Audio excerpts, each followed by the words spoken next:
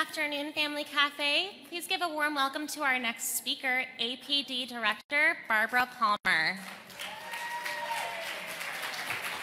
Am I turned on?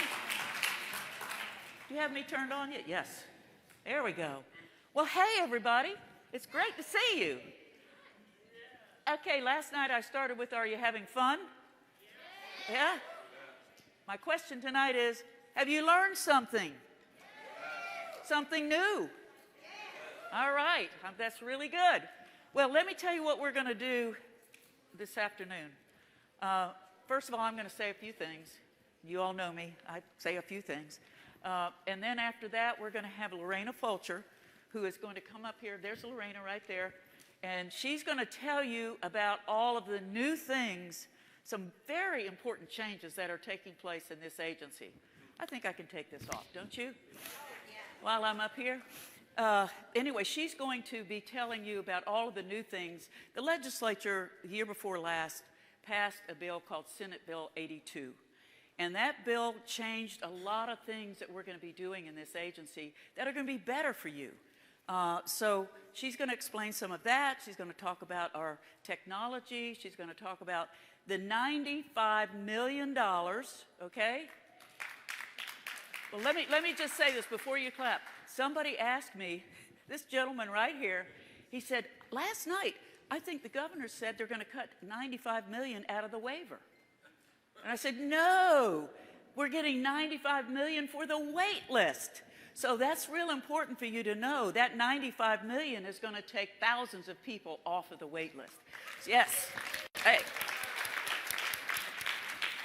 We also know in doing that, there's a big how many people in here are providers? Raise your hand if you're a provider. Y'all take a look at these people. First of all, I want everybody to give them, and I mean a big round of applause. Wait a minute. You don't know. Wait. You're going to have to give them a second one, because I've got to tell you, these providers and the providers throughout this state kept people safe. They worked so hard to make sure that people were protected. I want to give them a really big round of applause.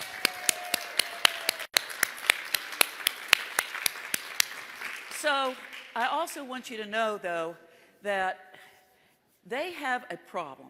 They have a big challenge. We're talking about taking 2,000 people or more off of the waiting list. And the providers are struggling right now because of the pandemic, because of pay, because of the lack of getting people and so on. So we're going to work together with them, with the House and the Senate, and with the governor's office to come up with some solutions. But there is one thing that is happening now. It's called FMAP. I don't know if y'all know about FMAP, but it's an amount of money that's coming down from the federal government for purposes of helping restore the stress and the pressure that has happened for people during the pandemic. So our goal is to get as much as possible to our providers in ways so they can pay the kind of pay they need for their direct care support individuals, so that they can restore themselves and make sure that they can move forward and provide quality service. That's our goal, okay? And it's really important. So I wanted you to know that that's going on, but also all of these other wonderful things are going on. But the way we're going to do this is I have a couple more things to say, and then Lorena's going to come up and tell you about all these wonderful things. And then we're going to have Karen Hagan, who's going to come up, and she's going to tell you real briefly about what's going on with emergency management. But a lot of you might have gone to her sessions, but if you didn't, she's got some good stuff to say. And then I think, who's the next one? Then the next one will be David Dobbs, who is the Chief of Staff. Karen, by the way, is Director of Policy and Emergency Management. David Dobbs is Chief of Staff. He's going to talk about something really important that passed this year, too. And it's complicated, but he makes it very simple for me to understand. It's very complicated, so I'm really glad he's the one explaining it, not me. And then Gina Herron, who is our Legislative Affairs Director. After that, then what we're going to do is we're going to take questions. I'm going to take questions. But this is really important. This is not the time to be asking questions about your personal situation. We don't share with everybody else your personal situations, okay? But when we're done with the other general questions, all of our staff will be down here, lined up. So if you've got a personal situation that you need to discuss with someone, you'll have that opportunity. We also will have cards that we're going to send out. Some people might not want to do that or can't stay. You write your questions out.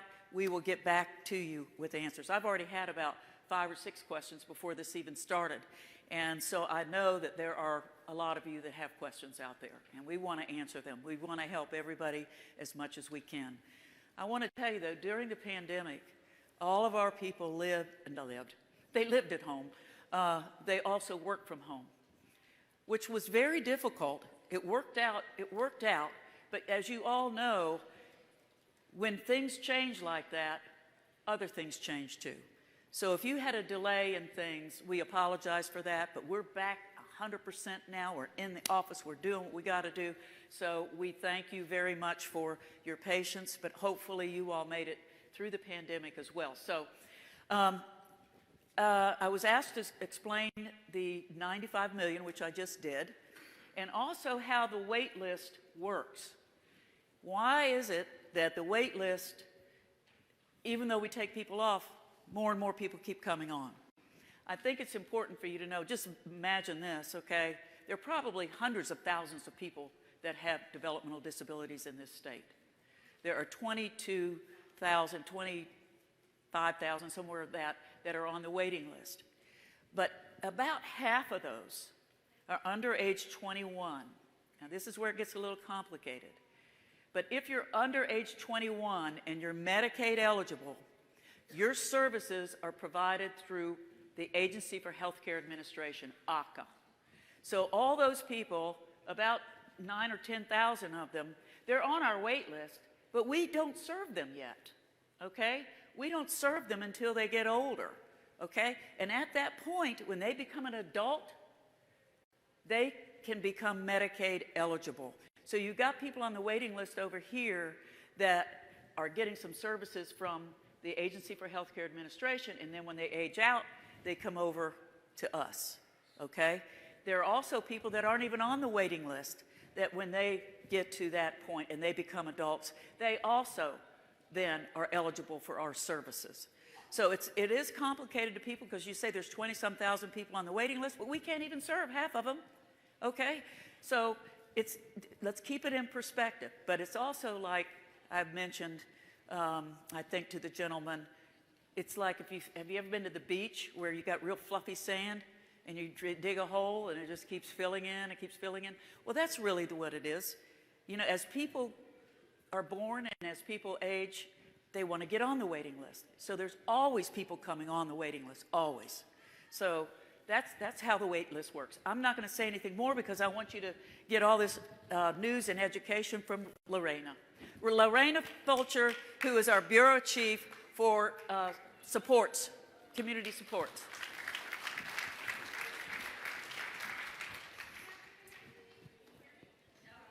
How about now? It's great to be at the Family Cafe in Orlando, Florida.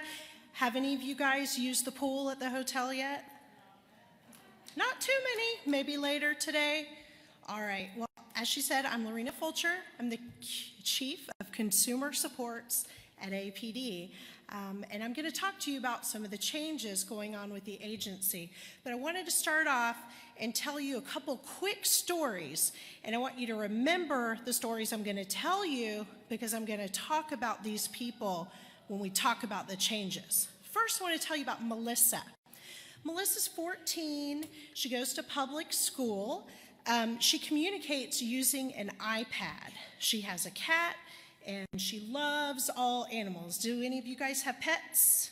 Cats, dogs? I have a dog. Snakes? I didn't see any snakes out there. Okay. Well, her mom's having a little trouble accessing some of the services that she needs through the Medicaid program with the Agency for Healthcare Administration. She does get some respite services through the I-budget waiver through APD. Okay, so remember Melissa. All right, now I want to tell you about Brenda. Brenda is 24. She lives on her own. She's lived in her own apartment probably 4 years. She's getting supported living services. Everything's going well. She loves to cook.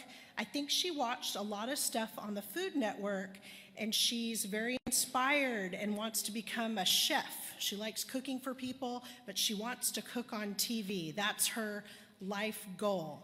Now, Brenda is going to be having surgery in a few months, and so she's going to need some extra physical help when she lives in her apartment when she's recovering from that surgery. Also, I wanted to tell you about Franklin. Franklin is 35. He lives in a group home, and he loves sports. Are any of you guys sports people? I see a lot of hands go up there. Are there Seminoles in the crowd? Yeah, Seminoles, Gators.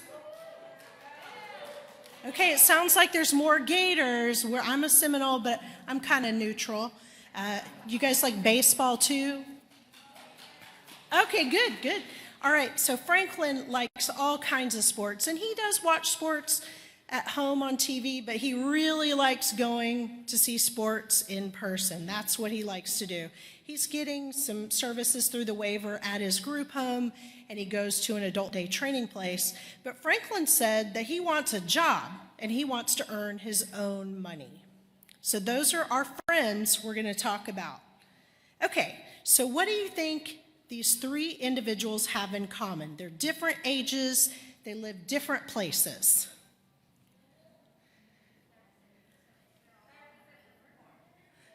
All right. Better, okay, excellent. Okay, so I'm going to give you a couple things that they have in common. They all are on the waiver. They have waiver support coordinators, and they all have things that they want to do, just like I do, just like you do. They have values, they have life aspirations, and I think it's really important that we recognize the individuality of everyone that we know, including when we're a state agency and we're implementing some of these policy changes. So I wanted you to keep that in mind as something that I view as important as we're doing this. Okay, so the legislature made some big changes, and one related to support coordination services and how we're changing it and how it's going to be better for our clients. So I'm going to talk about that. We made some changes to our significant additional needs process and also some updates to our APD iConnect system. Okay, so let's start off with support coordination. Under the iBudget waiver, every individual receiving services has either a support coordinator or a CDC plus consultant. And these individuals provide case management to the individuals on the waiver, but it's so much more. Their role is so broad. But we wanted to improve this service because we know it's so important to our clients. And so the legislature put some things in place so we can raise the bar with that service. We want support coordinators to have more accountability in assisting our clients on a day-to-day basis. And we have a lot of different varieties about how support coordinators work, but they're all private sector providers. So with this legislation, all support coordinators will start working for a qualified organization. So on July 1, everyone that has a support coordinator or CDC Plus consultant will have one that works for one of these organizations called a qualified organization. And we expect that most of our support coordinators are continuing to do business, and people won't really see a change in who's helping them unless you want to. On the waiver, people can choose and change support coordinators anytime they want. And there are going to be a few that do not join qualified organizations. And so if that impacts you or a family member, our agency will be sending you a packet so that you can choose a new support coordinator. We're not going to assign it. It's all up to you if you want to make a choice in that situation. Okay, so because of the legislation, support coordinators are going to have to start meeting more higher standards for how they run their businesses. They have more things they have to do with ethics, and we're responsible for tracking it at the agency. So, and there's also a greater emphasis on support coordinators helping our clients access all the services that they need, whether it's from APD or somewhere else. So remember, we talked about Melissa a while ago. Her mom needs help accessing some of the Medicaid services. Under this legislation, her support coordinator is going to be accountable for helping her do that, advocating and supporting her with that. And then also remember Franklin, he wants to earn money. So the support coordinator can help him achieve that goal. It might be through helping him go to VR or exploring different job options. So that's just some of the ways. I also wanted to tell you there's going to be more training requirements for support coordinators. We're setting the bar really high. And so support coordinators will all receive the same training from APD, and they'll be responsible for passing a test before they can provide services. So that's something we've never had before. It's called a competency-based assessment. And then we also have a lot of new support coordinators entering the field. And we know it's hard. Our program is complicated, and all the services that support coordinators navigate is complicated. And so the legislature is requiring a mentoring program for any support coordinator who has less than a year's experience. So that means they'll work with someone who's been around for longer to be able to know how to do the job and help our clients. And then, of course, ongoing in-service and professional development is also a requirement. All right. One of the things that we'll be doing with this legislation is having a scorecard for support coordinators. And this is really for families and our clients because it will be on our website and people will be able to go online. They'll be able to search for any support coordinator in a county. You can see how many years of experience the support coordinator has. If you're on the Consumer Directed Care Plus program, you'll be able to weed out which support coordinators are CDC Plus consultants. You'll know what qualified organization where your support coordinator works.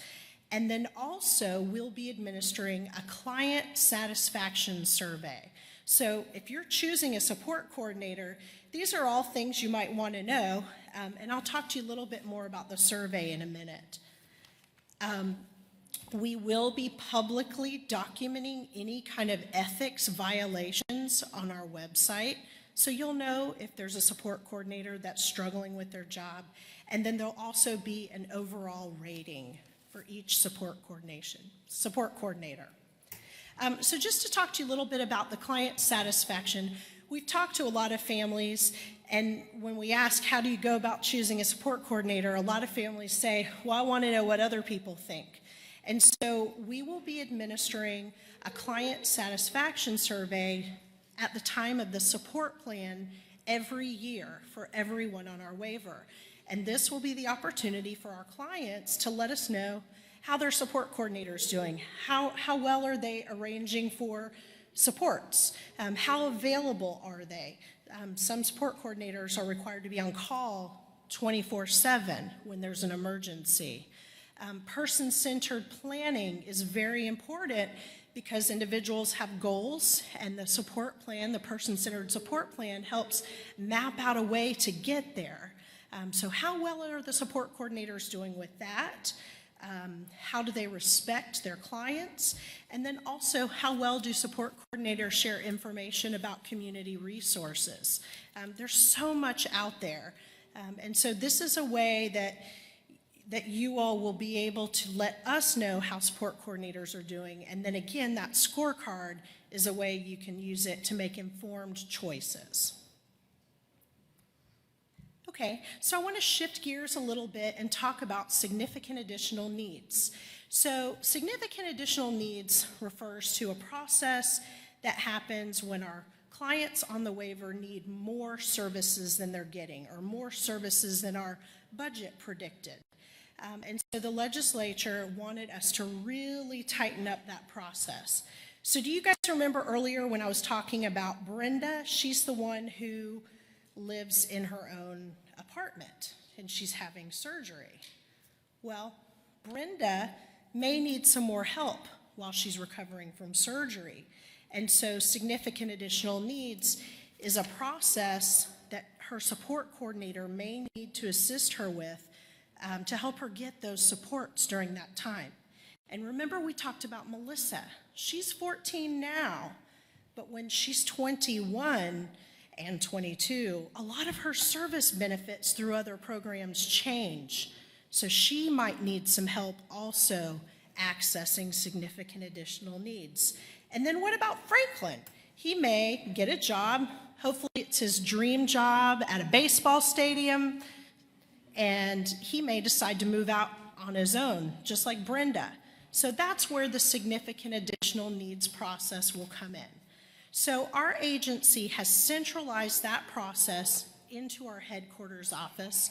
And the reason we've done that is to make sure that we're making very consistent decisions. We want to treat everyone the same way. And so by doing that in our state office, we can make sure that that's happening. We're implementing a very standardized process to ensure that support coordinators are helping our clients access all the resources. And we're also providing training to support coordinators about what changed with that process in the near future.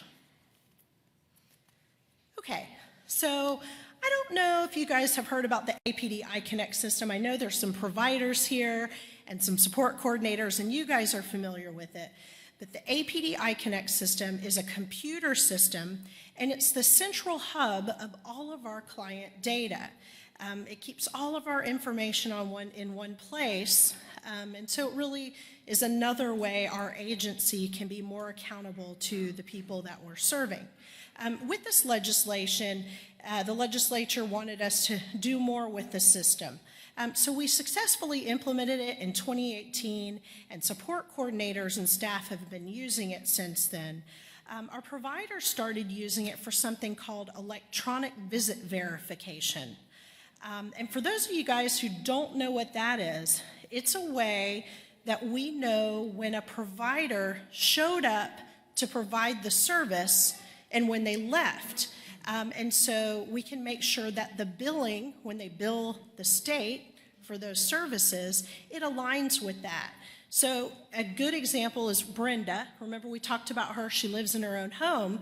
What if she needed somebody to come and help her get out of bed? That is a way we can help increase the accountability with that kind of support and service. So the system does electronic visit verification. We're also working to implement the ability for providers to bill directly in our system.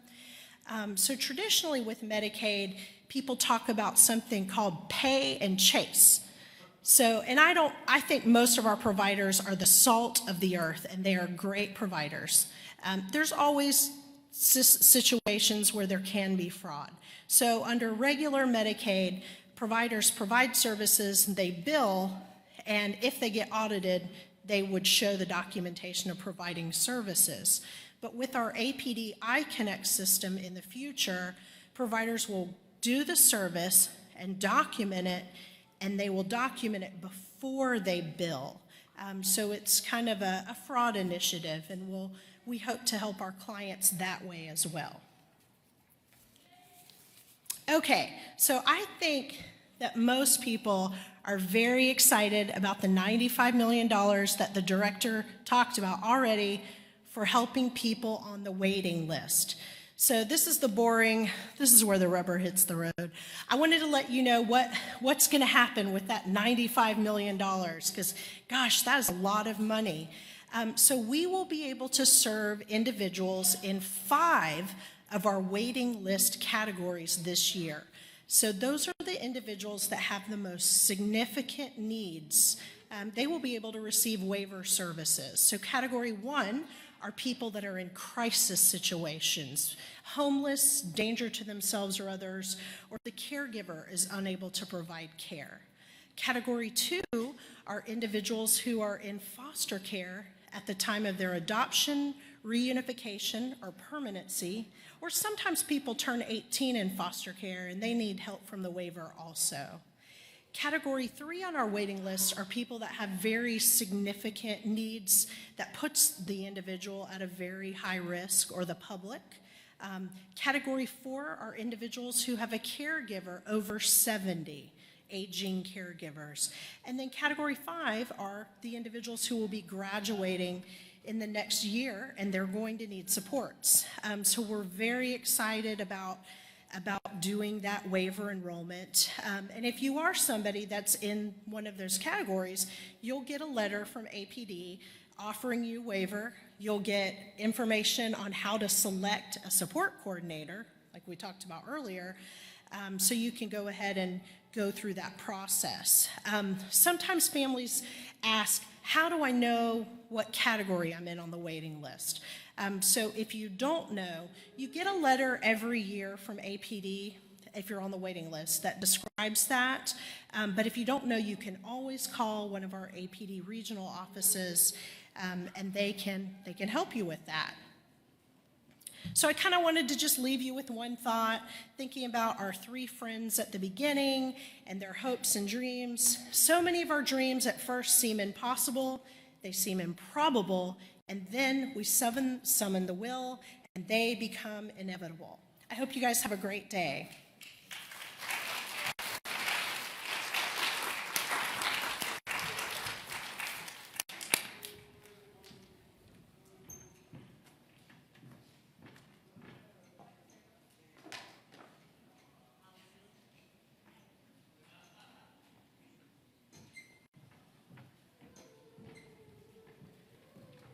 So good afternoon, everyone.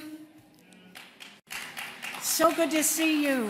What a wonderful crowd. You know, we should all pat ourselves on the back because we're here. How wonderful to have gotten through these last year and 4 or 5 months. So it's so good to see you. You know, Director Palmer knows how important it is that planning for disasters are to all of us, because she wants everyone to survive. And we know that we live in Florida, and we know that we need to be leaning forward, and we know that the responsibility to protect ourselves from disaster starts first and foremost with ourselves. And she knows that for every minute we plan to or prepare for the emergencies that could affect us, that has a high return on investment. How many of you have a disaster plan? Yes, wonderful. How many of you have updated it since last year? Good.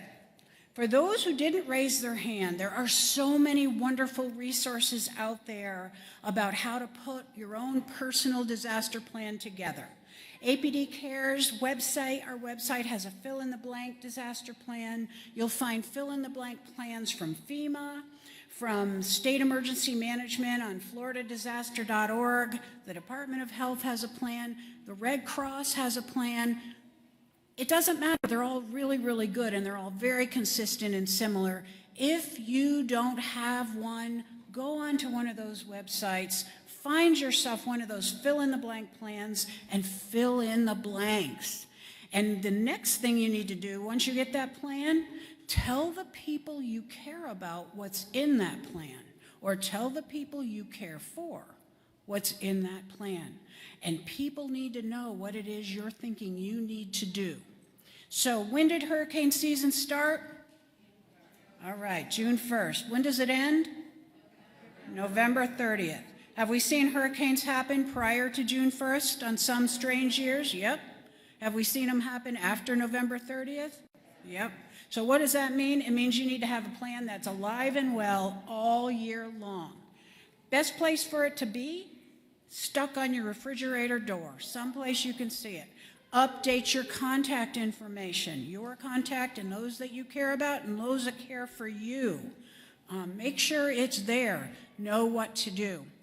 One of the things that I want to make sure that I talk about, because part of the plan is knowing where you live. Are you in an evacuation zone? What are all the evacuation zones around you? Where are you going to go? You know that listening to officials is so important in the midst of an emergency, because if your home is solid, it's not in a floodplain that's going to flood, you know the evacuation zone, and you're not called upon to evacuate, stay home, especially as we're still in the throes of COVID. You know, it's better than it was. But boy, if you can stay home and your officials are not telling you to go, stay home. It's probably the best place for you. But even if you stay home, you need to have a kit. And all of those websites I was talking about before have great lists. You've seen it everywhere. You know, what you need to have in your disaster supply kit. Make sure you go on those websites and have it. And if you haven't updated your kit for a year, there's probably some things that have expired. So go, get rid of them, and add new stuff to your disaster supply kit. The other thing is to have a go kit. You know, make sure your important papers in a weatherproof box or in a Ziploc bag, anything that'll save it from the elements. But there are certain supplies that you need, or certain important documents you need to have with you. And all those websites will have those lists. So again, 1 minute of planning time. Return on the investment is huge. And we really care about you. We want you to survive. And whether it's you, the people who care for you, you should ask your providers, do you have a plan? Because, you know, we're all going to be better off if each other has a plan, and we're going to be there with you solving problems for you. And the last thing I want to share with you is about sheltering. You know, we need to be thinking about plan A, B, C, and D when it comes to where am I going to go if I have to leave my home. Do I go to a general population shelter? There's two kinds of shelters in Florida. There's a general population shelter, and there's a special needs shelter. Where would I go? The state and the general population shelters are managed by county emergency management. They're the responsibility of local government. Special needs shelter is the responsibility of the Department of Health. So our county health departments work very carefully, all year long. They work together with emergency management to look to see what shelters can we have. And most of them are in schools or public facilities, because it starts with, will this withstand rain and wind and flooding? Because no local official wants to put their citizens in a building that is not safe. So it has to start there. Some counties have a lot, some counties have a few. The most important thing about special needs shelter, to see whether or not you're a good person to go there, if that would meet your needs as one of your options, is to register. There is a state shelter registry. You can get to it from your county emergency management website, your county health department website, floridadisaster.org, state emergency management, the Florida Department of Health. It's the same registry, but each of them are very different. Their capacities are different. So if you think that a special needs shelter is your option, register. So that's the main message I want to say. I want to see you all here next year, so that means you survived hurricane season. Let's all get through it together. So thank you. I'm going to turn it to David. Thank you.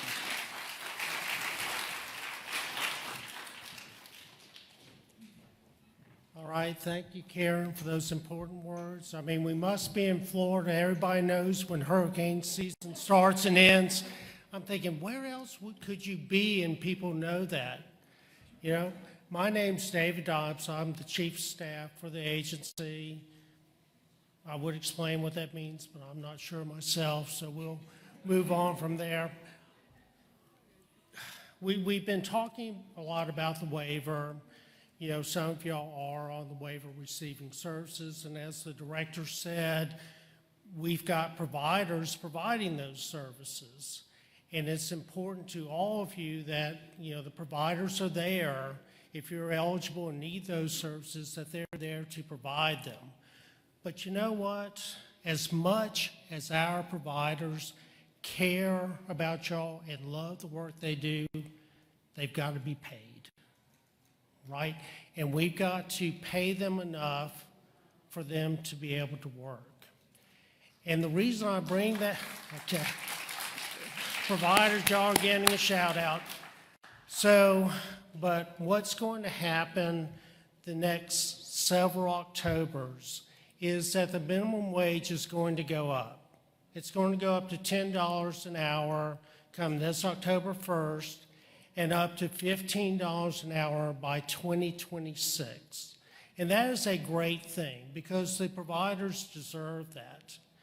But the problem is that if the rates that we are authorized to pay the providers are not sufficient for them to pay that extra money to the direct care workers, then we've got a problem, right? Now, the governor and the legislature recognize that. And in the appropriations bill, and nobody reads the appropriations bill except maybe me, but in the appropriations bill, there's a section where they directed all agencies to analyze the contracts they have with providers providing any service to the state and see whether or not they're paying enough to cover the minimum wage. And for APD, that is mostly our waiver service rates. Are the waiver service rates enough for the providers to pay that additional money for that minimum wage? Now, I'll tell you, the $10 an hour, talking to providers, that shouldn't be a problem. But come next October of 2022, when it goes up to $11 an hour, we have been told by some providers that could be an issue.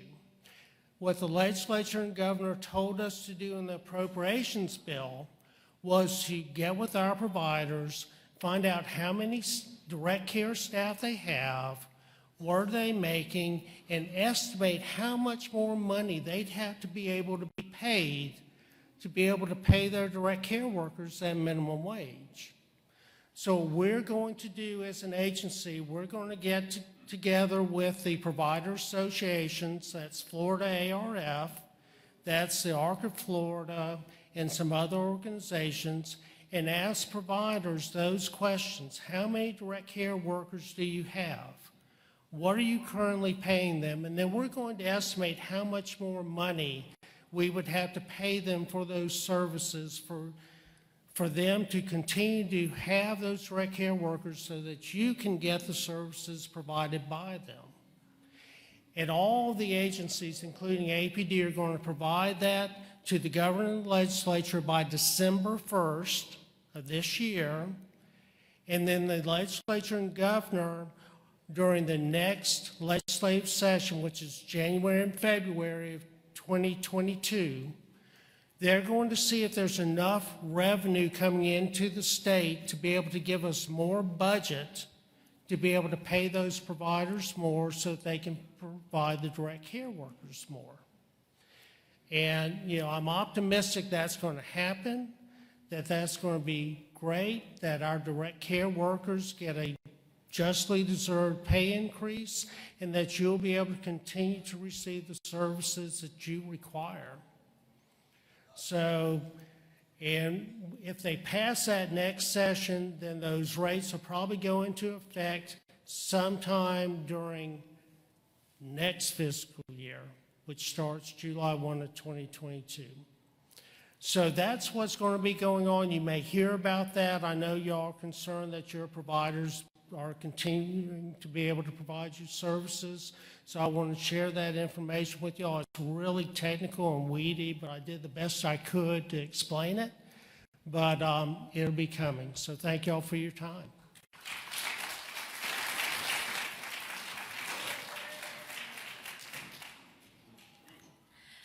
Hi, good afternoon. My name is Gina Heron. I'm the Legislative Affairs Director for APD. So it was a great session in Tallahassee, a little odd since most of us weren't allowed into the Capitol most of the time. But in addition to historic funding levels for APD this year, There's a couple of bills of note to draw your attention to. Senate Bill 184, House Bill 79 is the purple alert by Senator Berman and Representative Costello. This will close the gap between the amber alert and the silver alert, and this is meant for adults who are missing with mental cognitive disabilities, intellectual disabilities, not related to Alzheimer's or dementia, and brain injury or emotional disabilities not related to substance abuse. The second bill is Senate Bill 714, House Bill 117, Resource Information for Individuals with Disabilities by Senator Taddeo and Representative Tant. The bill requires APD, when we are communicating with everybody who's applying for the wait list and receiving their annual letter once they're on the waiting list, to highlight certain other state programs and federal programs such as vocational rehabilitation, Florida ABLE, the Social Security Administration, the Center for Students with Unique Abilities, Florida Post-Secondary Comprehensive Transition Program, and as many of you know, we have a number of these links available on our website, and we will continue to maintain those.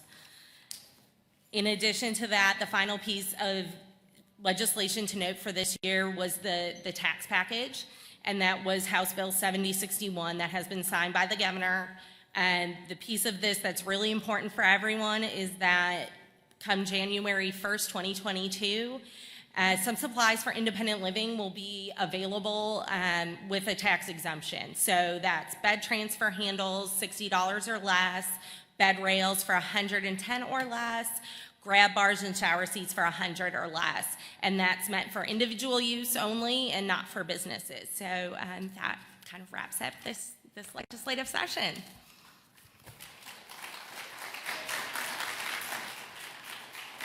Okay, I guess you're going to have to turn me back on. And I'm going to stand right here. Well, I know that that was a lot of information, but I think it's really very valuable information. Right now, what I'd like to do is ask you to ask questions. Okay, got one right back here. Oh, wait a minute. Let's get the, she's got the microphone. This is being filmed, so we need to make sure we can The hear 94 million that was appropriated, I know 95. Don't lose a million. We need that million. 95. Okay. I know there's no conceivable way to get those individuals on that are on the waiting list on services for the entire year this year. So what happens with the Good funding? question. That is an excellent question. And what that means, what she's saying is, we will be doing it in phases. You can't do them all at the same time, and there's no way waiver support coordinators can manage that. First of all, let me say something. You know, you heard about all this stuff we're doing with waiver support coordinators, but you know how much work they do? I mean, they are so important to you, and we're trying to do this so that we can make sure that we're giving them what they need and they're giving you what you need. So how many waiver support coordinators are there in this room? None? Oh, there's some. Few. Well, anyway, I just wanted to make sure that you all know how important they are in this process. So, but anyway, the question is, what happens with the 95 million, because we're going to be doing it in phases? All right, let's say somebody is in the first offering, and by the time they're offered it, starting in July, they might get signed up because there's a whole lot of stuff that has to go on. They might get on by October. Okay? So what happens with that money that they were going to get? Okay? Next group, let's say they come on in January. So what happens with that money all the way up to January? Okay? So it would take an entire year to get somebody on, and even more than that, because this person has to go even farther along. What happens with that money is it's carried forward for the next year. Okay? That's the plan, because otherwise, what would happen? You'd have to take services away from people, okay? That's not going to happen. You can't take services away once you've given them services. So that's a very good question. That's how it works. It's carried forward. Okay, what other questions y'all might have? Jim? Okay, Director Palmer. Here you go. Over here, right over here. You have the, Go ahead. Where's the microphone? Oh, you got, oh, okay, sorry. Hi, I have a question that they were, I've asked a few different people and I've got a few different answers. So you be the best one to ask. And I know I get Oh, the I right probably answer. don't know, but I'll ask somebody. I am high up on the waiting list, and I was told before that there are still some services that I can get because they are detrimental to our health, because we are on the waiting list. And some people have told me yes, and then when I go to the next level to ask, I'm told no, because we are, you know, high up there to go. And now with this going on, hopefully we'll be transitioning soon. Is it possible to get some of the things that we needed for safety purposes? Yes, I'll tell you the quick answer, and then I'm going to let probably Lorena answer it in more detail, because that's a very good question. We have funding that's called IFs, okay? And so if somebody on the wait list has an emergency or something, we do have funding for that. The legislature appropriates money for that. The idea behind IFs is that it's temporary money that can be used to keep people out of crisis. That's really what it's for, okay? But the answer is yes, but there's more to it than that. So, Lorena, you want to address it? Excellent. That's a great question. I think my mic's on. Mic's off. Podium mic. Hey, thanks for that question. So what I would recommend is you contact your regional office and let them know what service you're trying to access and what your situation is. They may ask you for some supporting documentation, and then we can work you through that. It could be that we help you access that service through another program. It may be something our agency helps you with. Also, at the end, if you come up, I'll introduce you to Liesl Ramos. She's on the front row, and she's the manager of our waiting list and community supports at the state level, so you guys can connect and kind of work that through. Okay, good questions. Okay, who has the next microphone? I don't know, I can't follow the microphone. Okay, there you are. Hi, I was wondering, since the minimum wage that providers are going to have to pay, like the caregivers that help our children, is going to go up to like $15 an hour, but is our budget for the year going to stay the same? Because then that means that we're going to have less hours or less service. Well, that's what David was trying to explain, that basically we are now looking at not just our agency, all agencies, because this doesn't just relate to you all, it relates to everybody in the state. Every agency is going to be looking at, and this is why providers in this room, really important that y'all answer these questions, okay? Because the questions are going to be, how many direct care workers do you have now? How much are you paying them? And then we will look at what's going to be required to pay them, and then we go to the governor and the legislature and say, we need this much more money, okay? We have to have a rate increase to cover this, or these providers can't survive, okay? And I promise you, I will make that case, okay? Okay. Yeah, thank you. I was just going to piggyback on that. The other thing I think that we need to look at is that if everybody's paying $10 an hour, how do we get the quality staff that we need to take care of our individuals? Because McDonald's and Wendy's and everybody else is paying the same $10 an hour. So it's great that we're going to get there, but we're asking a lot of people that needs to pay more than minimum wage. And I don't know how we get there, but. Yeah, the way we get there is we have to keep telling your local legislators, you have to keep telling people what's going on. We are going to be sending out a survey, just so you all know, providers. We're going to be sending out a survey that will have this kind of information, but it's going to have some other information so that we can really take a look at how many providers are we losing, how many providers are had to cut back the number of services they provide, all those things, so we can look at the impact of what is happening right now with these providers. Because when you talk about taking 2,000 people off the waiting list, and now we have to have providers for that, if they're already stressed out, what's going to happen? So we're going to be doing that survey, and then again, the last time we've done surveys, we got like a 30% response. we've got to have at least an 80% response, okay, for us to really have some data. So it's going to be important for you all to tell your providers. If you're a provider, you do it. If you tell your providers to answer these things, because they're really, really important. We can't just make up numbers. We have to have real facts. Okay.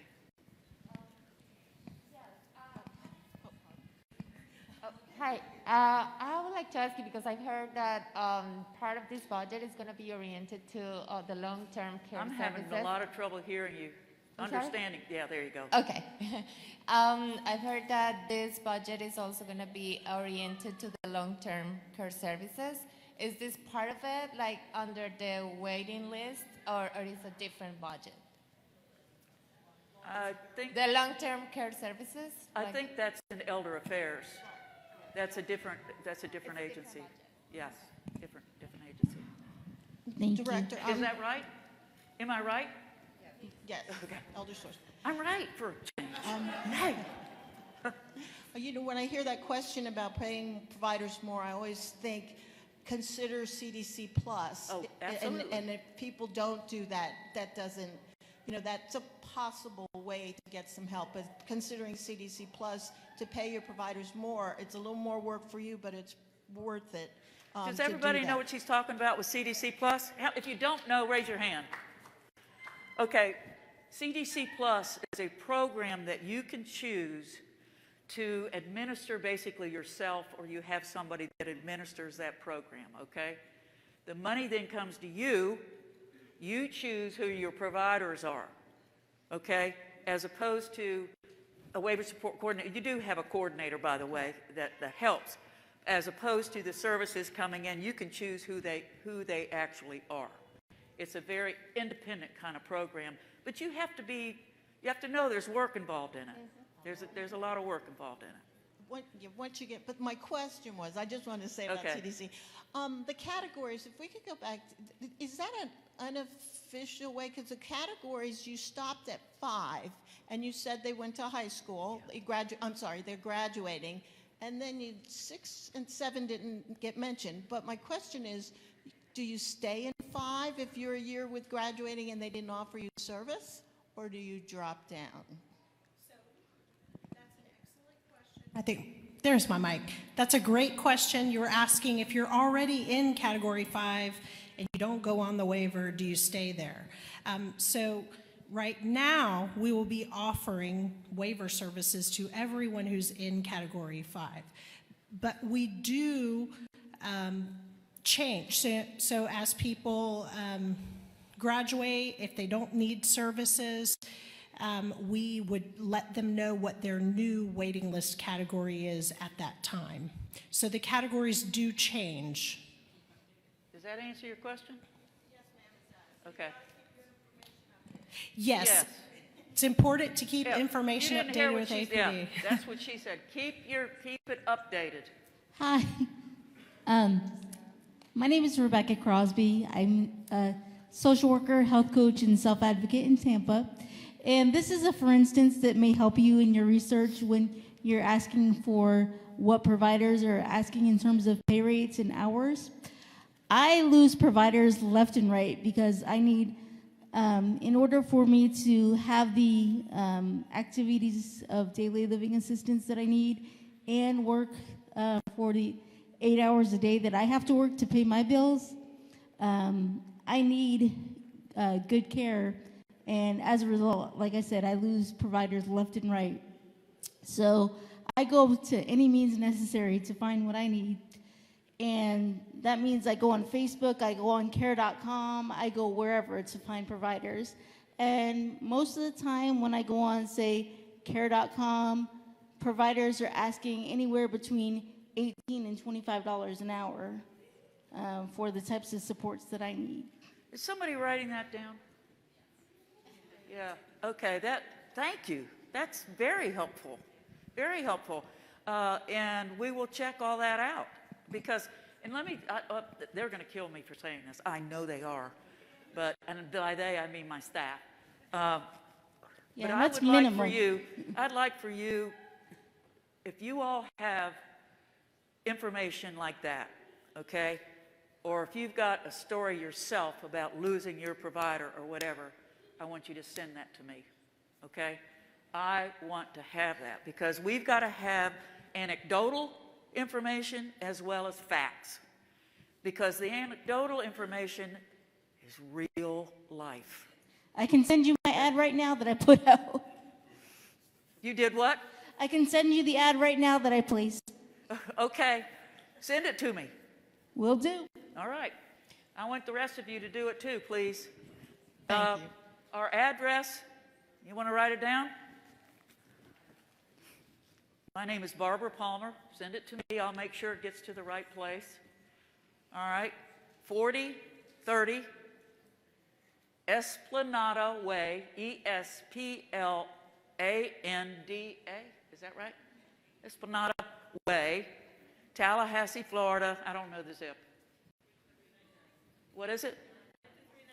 32399. Okay. All right. Okay. Who has the, okay, here we go. This is a piggyback off of that statement. A child coming out of ACA's system receiving skilled nursing, it is being recommended because I don't know if you all know, but nursing is at a very, very low participation rate right now in the state of Florida. All the Facebook pages that I am on with parents who do receive nursing continually tell about their call-outs. And I know of one individual who said they have not had but one nursing all week on a night shift for continued time frames. So what is it that between ACA and APD is making arrangements to collaborate to know those rates in which what nursing is asking? Because right now we're going to sacrifice, people are going to sacrifice the need for nursing, an LPN rate, $18 to $22 to receive critical nursing care and apt for personal care attendant hours, paying someone $10 an hour or Well, so. let me answer your question because this is a really, really important question. We also have problems with behavioral services, getting people, okay? These are the two big areas that I am most concerned about because it's, quite frankly, it's a problem all over the country. It's not just Florida, okay? But just so you know about nursing, I have already talked with all of the HHS secretaries, and we are getting together to talk about nursing specifically, okay? And what we're going to be doing about that, okay? Because you're right, you know, we're all over, and really the governor's office, how are they going to know until we tell them what the situation is? So we're also taking a look at what is the pay in the rest of the country. Of course, everybody is having a problem. And the same thing with behavioral services. My gosh, some areas you can't find it anywhere. And so we've got to do some kind of recruiting for more behavioral services. We need to wrap it up. Okay, we just have time for one more question. So, little less than a question than a suggestion. For that hard data, I'd recommend also asking providers about their turnover rates. Oh, yes. So. Oh, we are. Yeah, we definitely are. Okay, here's where we are now, today, right this minute, is I want all of our staff to come up here and spread out, please. All of you, Lisa, Jeanette, everybody. And she's going to hand out, somebody help her hand these out. Anybody that has questions that you want to write down and get to us, because you can see you're not going to everybody get answered. If you want to have questions, I promise you we will answer them. But otherwise, you can come up and talk with these individuals. This is where you talk about your personal situation. Your personal situation, okay? Or on the cards, you can put any kind of question, okay? And listen, thank you all so much. We love you. We care about you. So let us know how we can help you.